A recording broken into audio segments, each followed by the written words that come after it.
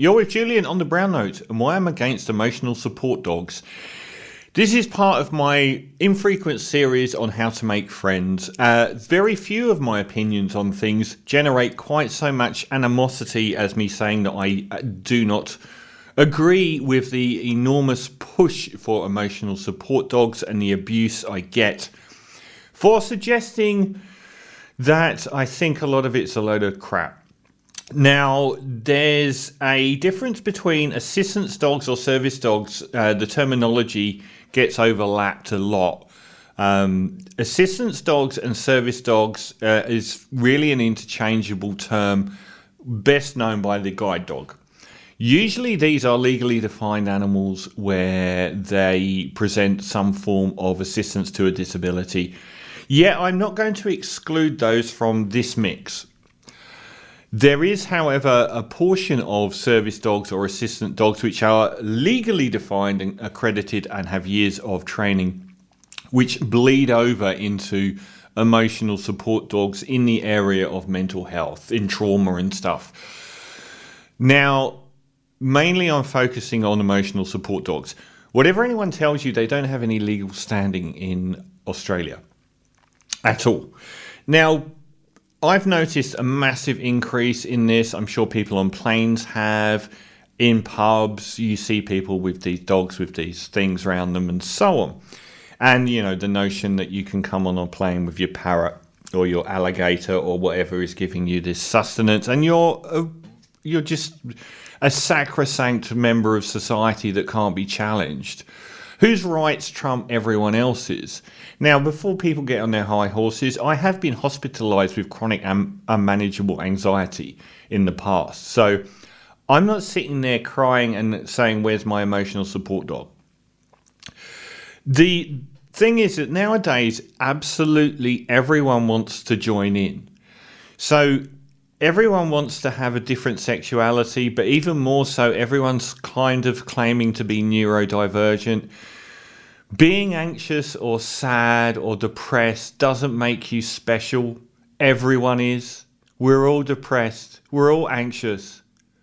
It's the normal human condition. You are a complete mental freak if you're happy all the time.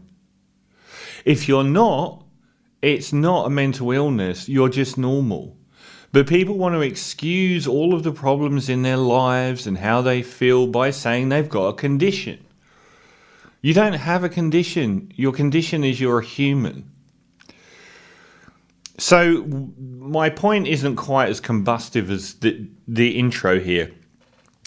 It goes down to the notion of who has rights. And there's this notion now that everybody should be able to do, not just live a normal life, but with the example of very recent, of the idea of trans people in sports, centered around the non-trans boxer in the Olympics, but the notion that, you know, you should be able to pursue pursuing your life in happiness involves you being able to access absolutely everything in society.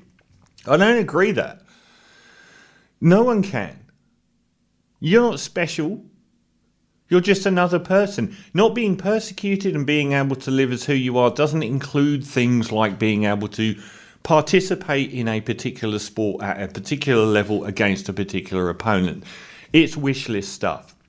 I'll keep arguing with people about these emotional support dogs which say you should be allowed access to it anywhere. All right, so what about other people's rights? I'm going to use two that came up on the Northern Beaches recently. You're a cafe owner. You suffer from PTSD from a dog attack. Someone with an emotional support dog comes into your cafe. Who's got the rights? Why is it only the person with the dog? Why are they allowed to come into your space? Why should you not be allowed to block access to any dogs? Why? You're pursuing your business. People with a dog can go elsewhere, and it's not a massive human right to be able to go to a cafe. You would like to go to a cafe. In fact, some of them want to go to every cafe, and they can't. What about the patrons in the cafe? What if they're scared of dog attacks? Why does only one side of the equation get... It's total hypocrisy. One side gets all of the rights, but the person, say, who's suffering from an equal mental trauma illness on the other side that might own the cafe or be sitting in that cafe that bans dogs, suddenly their rights don't count for anything. And they don't. Because people always argue for the person with the emotional support dog. If you're on the beach, there's 1,000 people on that beach. Many might have suffered trauma from dog attacks. Why do you get to trump theirs? You might like to go to the beach, but it's not a human right. And people say, well, it's a human right to occupy all of society. But that's just wish list stuff.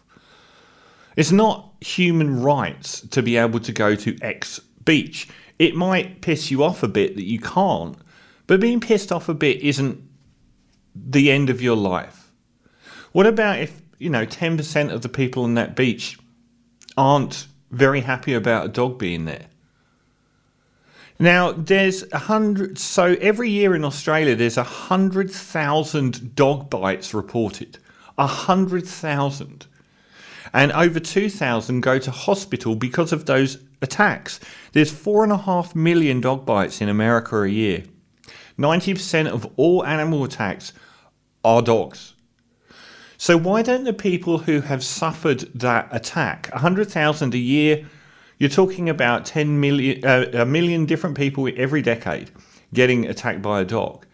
Where's their rights? Where is their freedom from persecution and from trauma? And what about all the children involved? What about the fact that there's going to be, you've got your child on the beach and you want it to be safe from a dog? Where's the trauma for the parents? 1 in 5 pets in America is now registered as, well, not even registered, but is now considered an emotional support animal. I think people are taking the piss. And they just want to be, they want to be part of the gang. They just want to make sure that, everyone knows that every time they feel a bit down, they're part of a special club. There's no inference that they should make themselves better for the rest of society or for themselves.